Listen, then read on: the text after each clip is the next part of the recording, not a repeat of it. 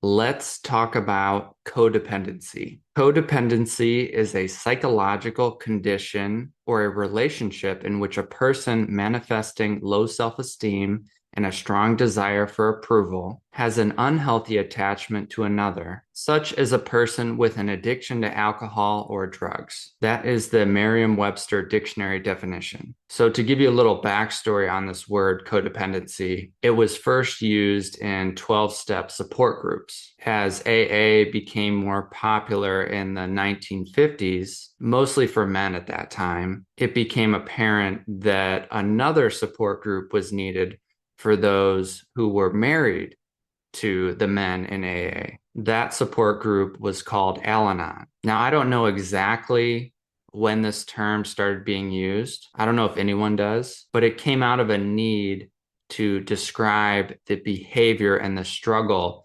that wives were having with their husbands. Why were they still supporting their husbands even though they were raging alcoholics? Even going so far as to buy them beer and liquor. Why were the wives so depressed and anxious? So this was the term that they came up with to describe this type of relationship. AA and some of these other 12-step groups have evolved a lot since the 50s. Men still outnumber women 3 to 1 in the addiction support groups, and Al-Anon has expanded to include other family members and friends. Because there are so many different types of addictions now and support groups, I imagine this affects almost everyone in the United States. And the reason why I'm giving you the backstory on the word codependency is because now that we have many different types of addictions and different relationships, this word codependency can be much more dynamic, and I think it's greatly misunderstood. So today I'm going to be talking about the different types of codependency, how you can spot it in your relationship, and some ideas for how you can create a healthier relationship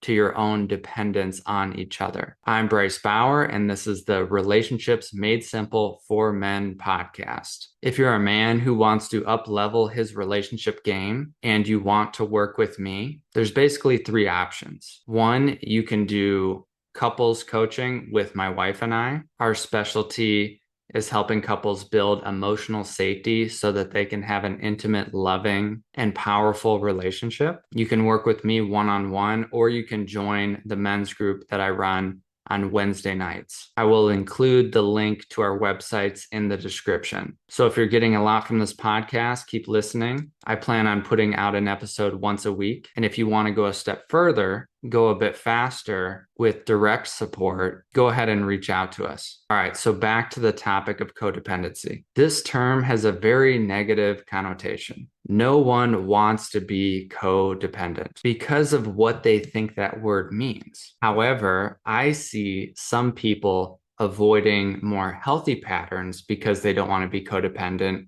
and continuing to engage in unhealthy patterns because they don't know that they're actually in a codependent pattern. So let's unpack this. First off, there's really nothing wrong with the term codependent. If you're in a committed relationship with somebody, you do want to be able to depend on each other, to lean on each other, and there are ways in which you will want to learn how to share the load of your life experience, whether that's financing or household duties or parenting. Each person has their own strengths and weaknesses and desires. So you want to figure out how to balance that so that it feels fair and to know what areas you can depend on your partner. So on its face, there's nothing wrong with this word, and I can see why people might get confused. There are other terms like interdependence and co-regulation that sound very similar, but mean very different things. It can be confusing as people continue to come up with more and more terms. And it seems like the definition changes as we go along. Gaslighting, narcissism, love bombing. Sometimes I get asked to define these terms, or people want to see if this is happening in their relationship. And the reality is that I don't always know. I'm pretty good at spotting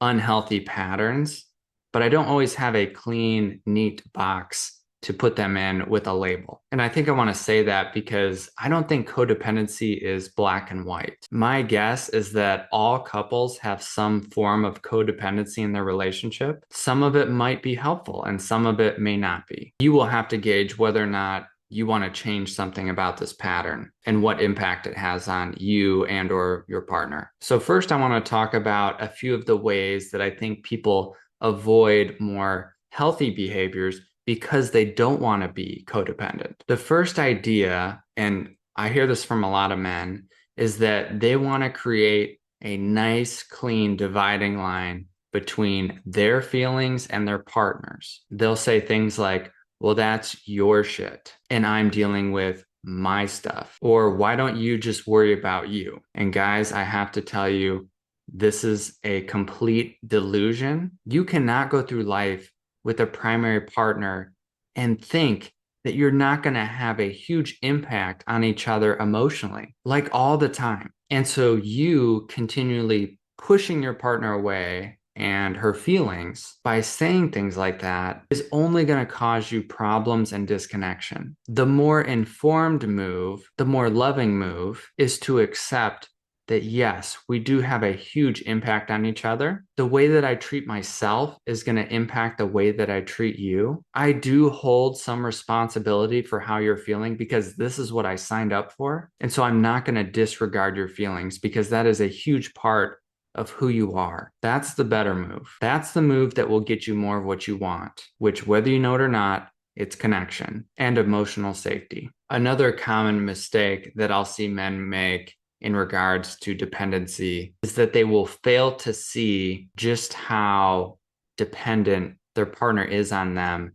and how real that is. I'll give you an example from my life. My dad did and still does engage in really risky behaviors. Growing up, he rode dirt bikes and street bikes, snowmobiles, quads, and he likes to go really, really fast. And as most of us know, especially on street bikes, there's a high chance that you can get hurt or killed, especially when you're riding as much as he does.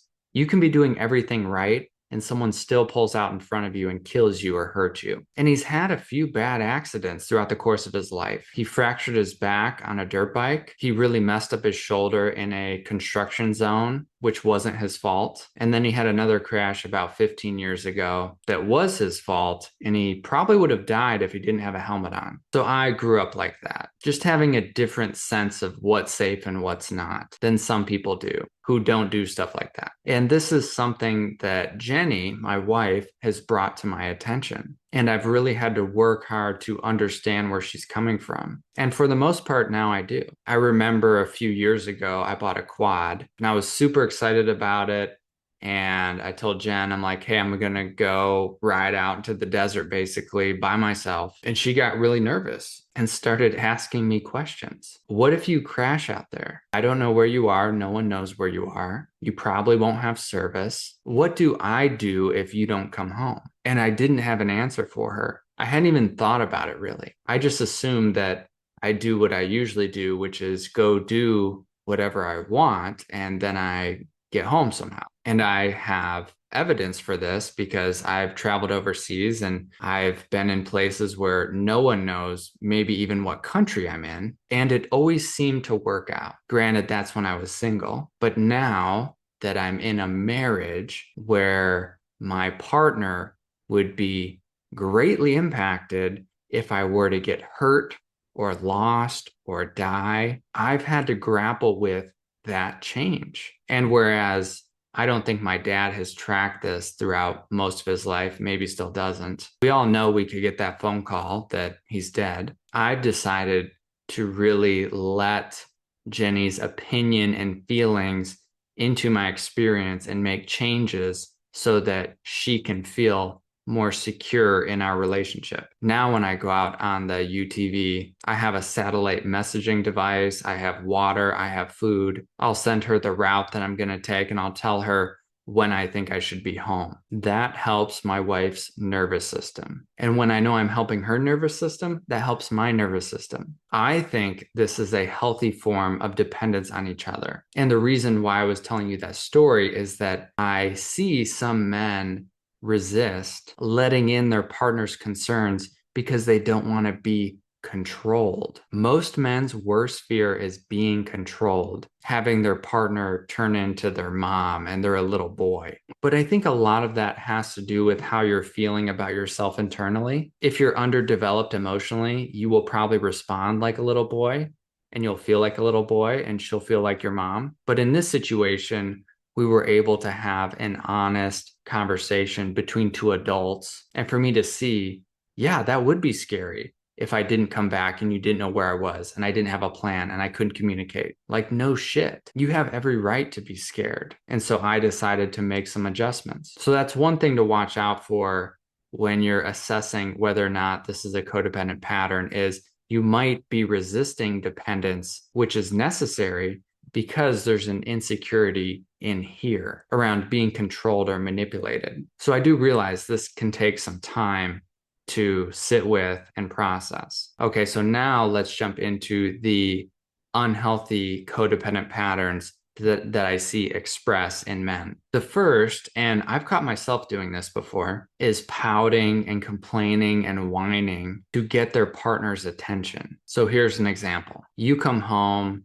you're stressed from work, and even though you don't know it, you really need some care, some attention, some support. You're not really able to do that internally or notice it, so you want it from your partner, but she's tired or not in a great mood. Now, because you don't know what you're needing or how to get it, you fall into this powerlessness, frustrated, whiny character. You start complaining that she's never in a good mood. She never wants to have sex anymore. We're just roommates now, blah, blah, blah. This is a codependent pattern. What you're trying to do is leverage her guilt about how she's showing up in the relationship and not meeting your needs to get her to see you or have sex with you or connect with you more. And this can work. Logically, it can work, but emotionally, it's very unhealthy. You don't want to have to guilt trip your wife into paying attention to you or sleeping with you. It's probably going to feel insufficient and hollow for you. And eventually, once she sees what you're doing, she's going to be pissed off. And a lot of women are. Once they see that they've been emotionally manipulated by their partner's mopiness, irritability, depression, that doesn't sit well. Anger is a natural reaction to realizing you've been tricked. And I'm not saying that men realize they're doing this, but it happens. And as men, we have to look for the ineffective strategies that we use to get what we want because we don't really know what we want. It takes work and education to really get clear on our needs and to bring those to our partner in a skillful way. Another unhealthy codependent pattern that I see play out with men is that they will take over control of different domains in the relationship. Often a big one is finances. And they'll create a situation in which their partner is reliant and dependent on them to get the information or the access to the accounts. They basically act as like a sugar daddy. And it's a way to show I'm in control here. I get to decide and see when you spend the money and how you spend the money. But I keep my stuff hidden over here, which creates a power imbalance. I see this quite a bit actually, and I'm surprised. Like it felt natural from the moment that Jenny and I got married that we had shared accounts and we could basically see everything. And it's not that either of us is really tracking the other. Sometimes we'll ask about credit card bills or how much a purchase was, and we'll confirm bigger purchases with each other. That's always been pretty natural, but I'm surprised at how some couples operate. I'm not saying it's wrong either. Sometimes couples will have separate accounts. Maybe there's an inheritance or assets that one person had prior to the marriage. I totally get that. But the way that some couples operate who have been together for a long time, one person, often the wife, might have no clue how much money you have or how to get access to it. Like if their partner died, they'd be screwed. And I get it that some couples feel totally okay with that. But there is a way in which I see some men use finances as leverage to control their partner. Even if they're not controlling the spending directly, they're still like the overseer of the spending, and they get to complain about Amazon purchases that their wife's making, but their wife has no idea how they're spending the money. So in this way, it can become a manipulation. I can get onto you for how you're spending money, which makes you feel not great about yourself, like you're a drain on the relationship. Whereas I frame myself as the one who's making all the money, like it's mine, not shared, which is a covert way to take a one-up position in the relationship. Because when you take a one-up position and that gets established, then you have a better chance of manipulating your partner into doing what you want, or just feeling like you are in more control of them. All right, well, I hope that makes sense. I actually need to get out and play some pickleball right now, and I don't want to pause this recording and lose my train of thought. So I'm just going to end it kind of abruptly. If you ever have any questions about what I'm saying, you're welcome to get on my website and contact me, or comment on this video if you're watching it on YouTube. Good luck in your journey on becoming a more relational man. It's totally worth it. And I will see you next week.